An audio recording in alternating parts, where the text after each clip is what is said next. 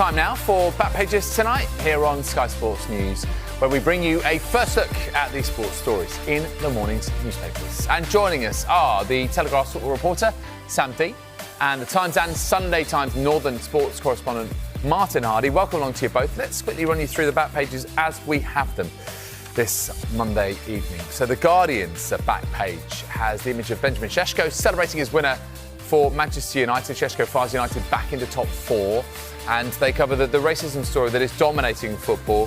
Prestiani suspended, Benfica without winger for Bernabeu amid Vinicius Junior row. Plenty more on that. Heading into what the Times have, and they also splash the image of Benjamin Šeško. Super sub Šeško does it again. They also have that headline, Vinicius is alleged abuser banned. They also carry the revelation from Lindsay Vonn that she almost lost her leg as a consequence of that horror crash that ended her hopes of Winter Olympic gold in Cortina. And in the Eye, super sub Šeško strikes again. Slovenian comes off the bench to score winner for United. And also you can see there at the end, this is just the start for GB. That's according to chef de mission Yves Muirhead, and also Eddie Howe confident. Under Michael Carrick, they had to dig deep tonight, show some grit and keep a clean sheet, and that takes them up to fourth in the table. Now just 3 points behind Aston Villa. Open up a little gap, 3 points on Chelsea and Liverpool in this race for the Champions League places. Everton, his first away from home for Manchester United, and delighted to say the man himself joins us live now. Congratulations, Senna. Did your team have to work hard for that this evening? Yeah, I think that's what it was today, more about the hard work, about the defending togetherness. We know we didn't play our best, especially the first half. It was really difficult. And I think we have to be better on the ball. But then you can see, if you work together, if you defend well, if you don't give goals away, then we have players on top who can make the difference. One flash, one counter, and then you can score. And if you keep the zero, then you can win away in this hard game. So I'm really happy today. Were you confident that one goal might be enough? Were you confident that if the attackers did their work, that you'd be able to keep them out at the other end? Yeah, of course, I always want to be confident. I think since the manager's in as well, we've been defending really well together, actually all season almost. So we knew, if me personally and the defense give us a chance, keep the zero, then we always have a chance to win, and that was the case today. Like I said, it wasn't the prettiest one, but if you work that hard for it, sometimes it's the best one. Hey Senna, good evening, Ed van der Sar. Congratulations with the win. Extremely important, of course, and I think also your role, the corners, they were horrible. 8, 9, 10, 12 people around you and everything, so it was a big fight. But with your age, 23, first year in the Premier League, you're really dealing well.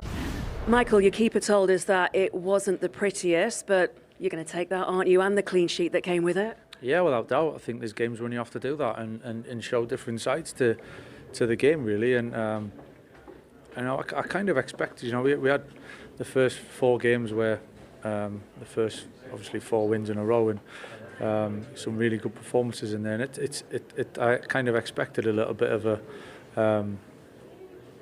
kind of period where we would have to find ourselves a little bit and find results. And what we did it to a point at West Ham, and we had to do it today. And that spirit, that sacrifice, that willingness to work for each other and as a team, I think the way we had to defend the box for the last spell of the game, everybody playing their part, and in the end a clean sheet, fantastic, and a great win for us.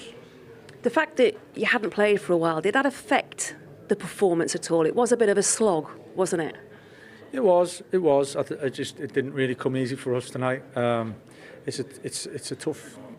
I came to Everton for a long time, and when we come over here, it's always tough. And so I've never had an easy game. I've never had a game where it's all clicked. I don't think I can remember. So we expected a tough one tonight.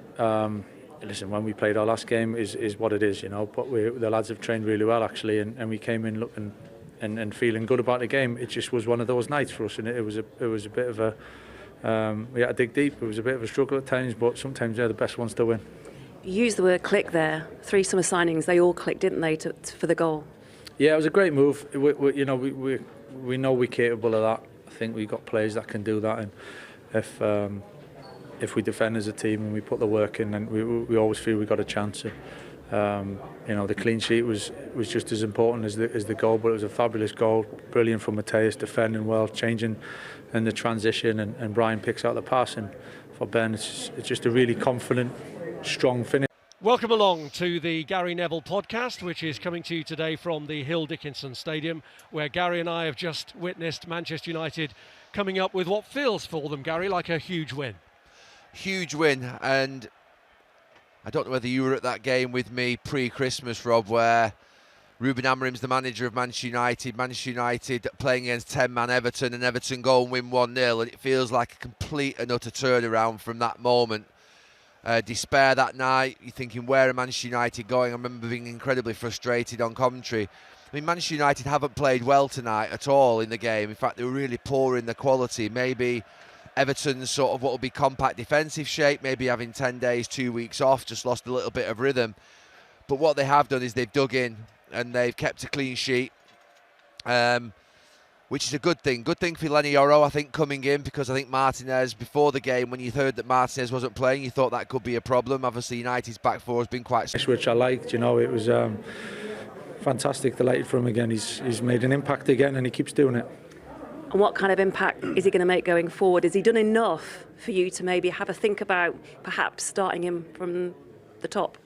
Yeah, listen, Ben's in a good place at the moment, and we've had some really good talks about it, and patience is one thing for him, and building him and help him grow as a player and develop him as a player here. And he's patient, and he understands that. You know, he's going to be a big player for us for a long period of time. I'm sure of that, and so we got to manage that. We got some really good forward players, and he's made a big difference for us when he's been on the pitch. But that's obviously decisions as we move forward. But the balance has been good with the forward players, so we need to continue that. He isn't ruining the World Cup for Nick Voltemada.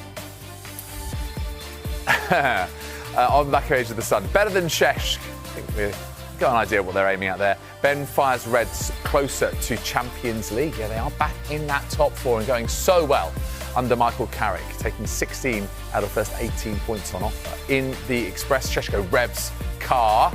Super sub Benjamin to the rescue again to give boss Carrick a big boost. They also cover Team GB's Olympians too.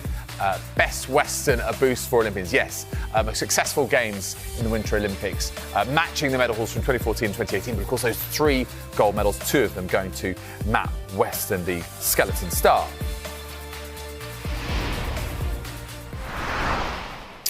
Okay, right, well, welcome once again to Sam and also